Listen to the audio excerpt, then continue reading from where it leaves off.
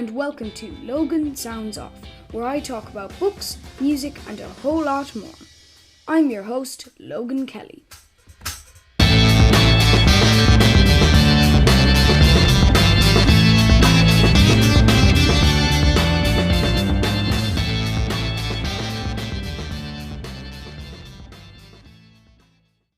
Hello and welcome to Logan Sounds Off. Today I am interviewing Peter Baxter. Peter, how are you? Oh, got a mouthful of water there. I'm great, thank you. Brilliant. Thank you so much for joining me on my podcast today. Thanks for asking. I was so happy when you popped me a message and said that you were going to have an interview with me today. But for those who don't know you, could you tell us a little bit about yourself? Yeah, I'm a songwriter and performer, and I've been working at that, my passion, for a long time. My main kind of work would be in education, and I work in creative digital media, arts and music. That would be my 9 to 5, really. Well, it's actually more like 8 till 8. It's a passion. I do it all the time, but it combines. I'm so lucky I get to play music all the time and do it for a living through that. Well, you're living the dream then. If you like music and you're playing music, yeah. That's brilliant. So you've got a big background in music. So I want to ask about that. What inspirations did you have growing up? Probably like you, I loved music. I didn't start playing till I was much older, and I started playing when I was maybe 20. And my dad had just got an accordion. So I'm from an Irish family, and my dad used to always sing, and I'd sing with him. And he said if I learned guitar to help me keep in tune, which is true, and it did. And so I used to play with him. That's how I got started. But I did music at school. Wasn't very good. Played the flute. Wasn't really my thing. I love songs. Yeah. Fair enough. But you play guitar now, and you're very good at guitar. Thank you. So you started off with the flute and instruments like that, and now you're playing guitar, and you're really enjoying that. And that's I find very interesting. That I speak to a lot of people about how they started with their career, and it's always those kind of instruments that you start off with. But obviously you're now a musician. Mm-hmm. And you have some very cool music and some music that you have to do a lot of research for. So I want to ask, where do you get your inspiration from? From life. I try and reflect my life in the music. That makes sense. So yeah, definitely. I love history. So I'm really interested in songs about things and places and people and times, and then just I'd read a lot, watch a lot of films, all kinds of places you get an inspiration from. Wow. And that actually, you're saying you draw a lot of kind of your inspiration from history and life and people, and I find music like that my favorite type of music, because I love music that tells a story and has a meaning behind it. And you had a song called Pemulwuy, which I'm going to talk about in a bit. But do you find with your music your roots inspire you? Yes, 100%. That was something that I really was thinking, wow, that because that's going to have a really, it can be an odd question for some people, because some people draw their music in different ways. But for some of the music that you create, I was kind of confused on whether you do or you don't. So I was really interested to see. So thank you so much for answering that. But back to your song Pemulwuy, what inspired you to write that? Because that is a fantastic song. Thank you. I wrote that. Now I went to school in Australia, so I moved to Australia when I was in first class. So I went. 99% of my schooling was in Australia, first primary and secondary school, and so I loved history, and I loved learning about the history of the country. But most of the history we learnt about was about white settlement. So in 1770, Captain Cook discovered Australia. And 1788, the English sent out the first fleet, and so it was populated and settled by Irish. It was British soldiers and Irish convicts, and that's how the official story of Australia started. But I was always interested in the other story, the story of the Indigenous people that lived there, because they'd been there for 60,000 years, but the story wasn't really Yeah. recorded, and we didn't learn it at school. It's different now, kids do, but I was just interested. So you go on a journey of self-discovery. I read books, wasn't a whole lot out there, but you meet people, you talk to Indigenous kids I went to school with, traveled a bit around Australia, that kind of stuff. So you learn, and it's an oral history. Aboriginal, Indigenous Australian history is oral. So you need to talk to people and hear the stories. So that's how I did it. That's how I learned. That is the perfect answer. And then for those who don't know about Pemulwuy, the person or the song by Peter Baxter, you should listen to the song and you should find out about Pemulwuy. He's got a very, very nice history, though he was assassinated in 1802, if you start to research into him. Yeah. But you kind of had to sign to a couple of record companies in the start. So how did you find setting up your own record company, Jamaru Records? Because I was very interested when I heard you had your own label for your music. Yeah, a lot of musicians would. So the first label I signed to was an independent punk label in Sydney, and they were great. They were all about just giving people a start. And my first record did pretty well, but they were very much of the feeling. There's some good labels like that would help you start off, and if you can get signed somewhere else, or if you get a publishing deal, you are able to go, basically. So the next record, I nearly got signed. The usual thing with record companies, you get promised deals and they don't happen. But in the end, I just said, to heck with this, I'll do it myself. And so that's how I set up the record label. And it's called Jimaroo. Yeah, so that was, it sounds Indigenous, but it's not. It's a class name, Jimaroo, by the way. Class name. Do you know where it comes from? I don't actually. I really don't. You'll never guess. My parents used to breed dogs. They bred in Ireland. They bred a type of dog called an Airedale Terrier. It's the biggest of terrier dogs. So it's brown and black, and it's a huge big dog. So it'd be very big then. Yeah. Really big. Bigger than a Lakeland. Bigger than it's the biggest of all terrier dogs. So they bred this, and the show name they had was Jimaroo Sidekick, which was a horse in the Grand National, I don't know, somewhere, and Dad said, oh, that's a good name. So he gave that as the kennel name, which then I always thought was very funny, and I thought that'd be a great name for a record label, but it sounds so different. So I've kept that as an independent label, and I just, that's what I still use. I mean, that is, like, some people would go to great lengths to find a proper logo and a proper name and everything, going on to like name kind of generators and looking for ages and ages for that perfect name. You just picked Jimaroo, and it was a perfect name. It's cool. That is one of the best record label names I have heard, like, in a very long time, if not ever. That is amazing. That is really, really cool. And you've climbed the ladder being a musician. From you started off busking, and then you started to have gigs, and you started gigging. So I have to ask, do you have any favorite venues? Yeah. Where's a great venue? There's loads. I was in Australia last year, and I played a couple of really nice little venues in Melbourne and Sydney. One's called the Gasoline Pony. It's kind of a bar, but it's really nice. And there's another one in Melbourne called the Merry Creek Tavern, which is really good, and the room is lovely. Where else? It's those little places. Yeah, there's lovely. Kind of bars and things in the corner of nowhere that are just amazing. That there's nowhere else like. I see what you mean. Yeah. Yeah, loads of great little places. The places you often haven't heard of can be great. Sometimes the big venues, they're not as fun to play, but sometimes they are. Yeah.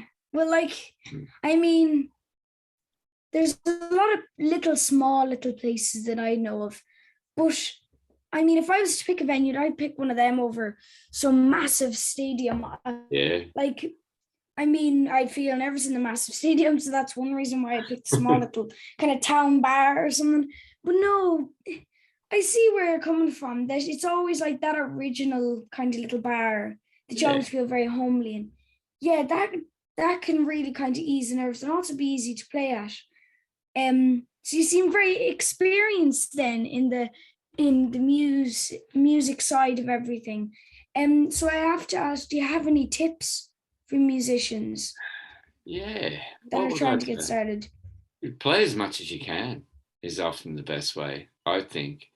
And busking is great. Busking is a really good way if you have time to do it, to start to learn how to interact with people and how to gauge people, because people are coming and going and they're all very busy generally.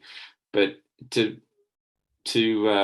watch and observe how people react to music, I think that's really interesting sometimes. And if you do it overseas, it's interesting because they don't understand necessarily what you're singing about, which is also interesting from a psychological point of view, to know to kind of look at people and look at body language and find out what they connect with.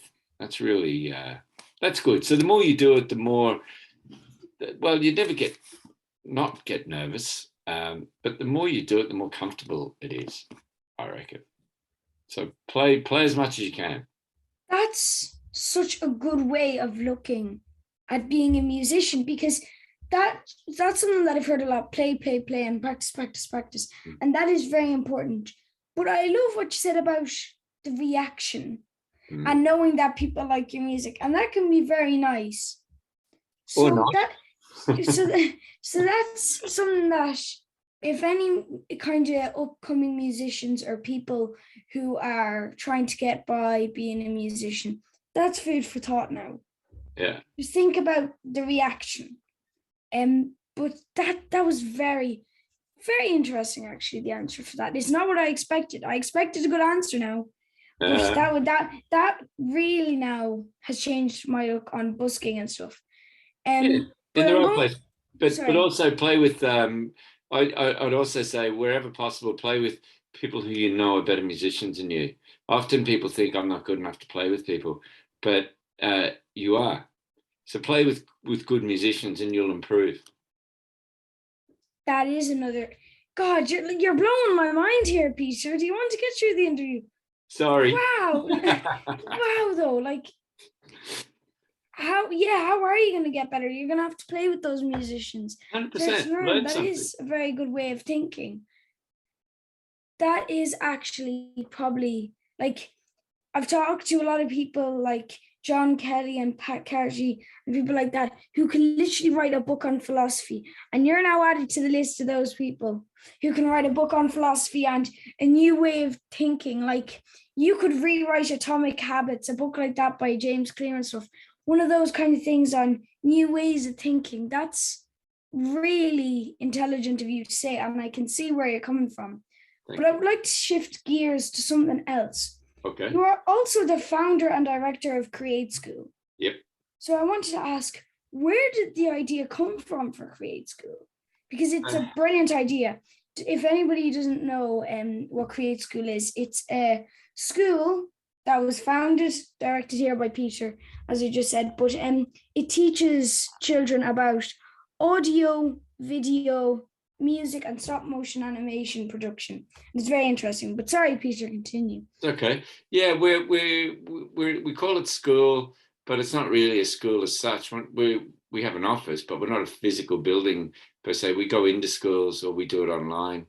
And I suppose the idea is to really, it would be in the non-formal space. So it's more about learning, and creativity would be what we really focus on. And whether it's a podcast or a film or a song or an animation, that's just the vehicle you use to tell the story. So creativity, storytelling. How did I get started? I was touring the Outback in Australia with a guy, Aboriginal, Indigenous songwriter called Archie Roach, who was a brilliant guy. And I was on this tour, and I thought stories are great, and Archie always told stories, and people love a story. And I thought, well, I'm from an Irish family, and we were always big on stories. This whole idea of an Anshonachie, and I thought, it's interesting. I wonder if I could get all these songs together and then go into schools. That's basically how it started. And I collected all these songs. I wrote to famous people and got them, and we did a little record, and I put a CD out. And then I thought it'd be great to go into schools and do workshops and get other people to write their stories as songs. And that's roughly how it happened. Then I moved back to Ireland and then went into a school, and somebody said, that's a great idea. And it kept going. And then it just grew. And then we thought, well, we could do the same thing with the film. We could do the same thing with the podcast or whatever. But that's how it started from. That, so it kind of just grew, that it was, I see this a lot, and this happens for a lot of things. You have the block, and then you have the extensions that you're putting on the block. That it's always kind of building outwards like a tree with its roots. So that's I really like the idea of Createschool, because a lot of the students in Createschool must love to be able to be there to talk about to their peers, especially about something like film or audio or music or stop motion animation. So it's very interesting what you do. So obviously you have kind of an idea of how all this works. So I'm going to go back to the very start and ask, what inspired you as a child creatively with films and music and audio? Well, I didn't have the competency or the confidence to do it then, and technology has made that all very possible. So, in a lot of today, we tend to be consumers, and we should be creators. And so that's using technology like a phone or a tablet. I wish I had that, because I didn't have access to it, but I was always thinking ideas or writing or drawing or so when technology, particularly in the last 15 years, probably, picking up an instrument was how I started, because that was how I got involved in telling the stories. But technology blew open the door, because there's so much you can do with the smartphone or a tablet. There really is. It's like amazing. It's like Harry Potter, you got your wand. In real life, you got your phone. Like you can do anything with it. Yeah. So use it for good. Yeah, don't use it for bad, guys. Don't become a phone Voldemort or something. Technology really has changed a lot of things in education, and obviously with film. For example, I started thinking about doing kind of film projects and stuff with stuff like Fire Alpaca and Clipchamp, just little apps like that. And that I just found in the middle of nowhere and thought, I'll give this a go. And then stuff like BandLab and Cakewalk, that's when I wanted to start making music. Spotify for podcasters, apps like that. That's how I do the podcast. So there's apps for everything nowadays. So I see that is how you started in all of this. Started to help people make films and music. That one of the main reasons is technology. So, as I said, you teach about music, audio, and stop motion. I keep saying that in videos. That's a tricky one. Yeah. Yeah, but as my final question, why do you feel this is important? I think because it's important for our own self worth. I think that, when I was a kid, as you're saying, I connected with ballad songs and traditional songs because they had a story, and I like punk music because it had a story. You like things with story. Yeah, punk music has great stories too. Like Stiff Little Fingers, all of those is about politics and stuff like. 100%, yes. A band I loved too, growing up, was Stiff Little Fingers, and so you kind of think, how could I do that? So the way for me to do that was to learn guitar, and it was a great thing. It's brilliant, and I would recommend anyone to experiment. You don't have to, and punk is like that. You don't have to be brilliant. All you need is a couple of chords, and folk music. And Ramones used 3 chords in, I think, their whole career. Well, it wouldn't be far off. They might have. Yeah, I think it was a lot of their albums.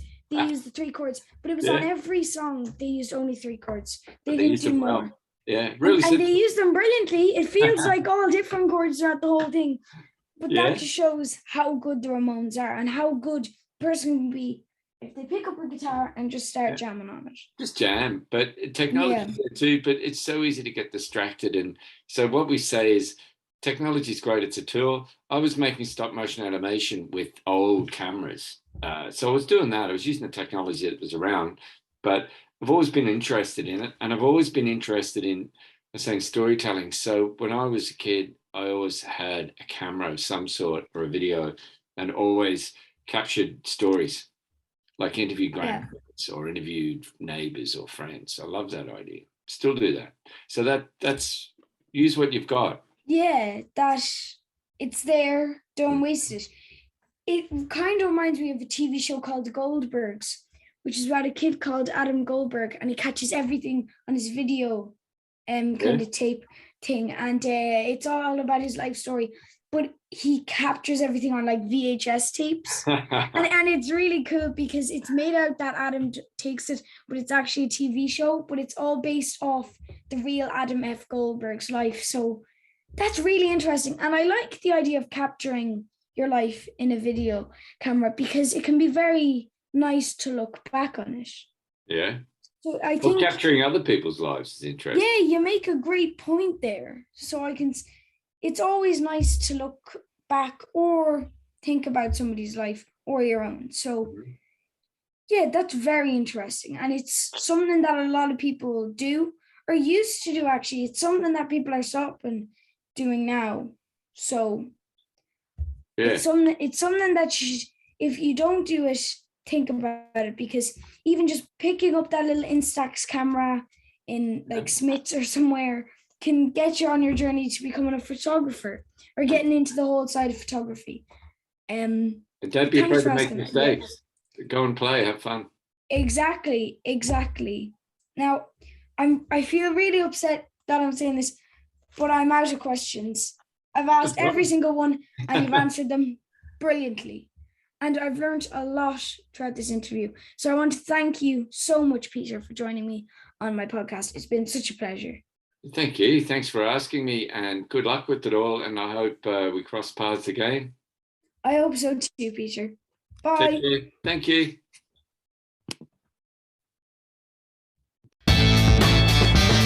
I hope you enjoyed listening to this episode of Logan Sounds Off. You can follow me on X, Facebook and Instagram at Logan Sounds Off. And don't forget to subscribe and not miss any more cool episodes. Bye guys!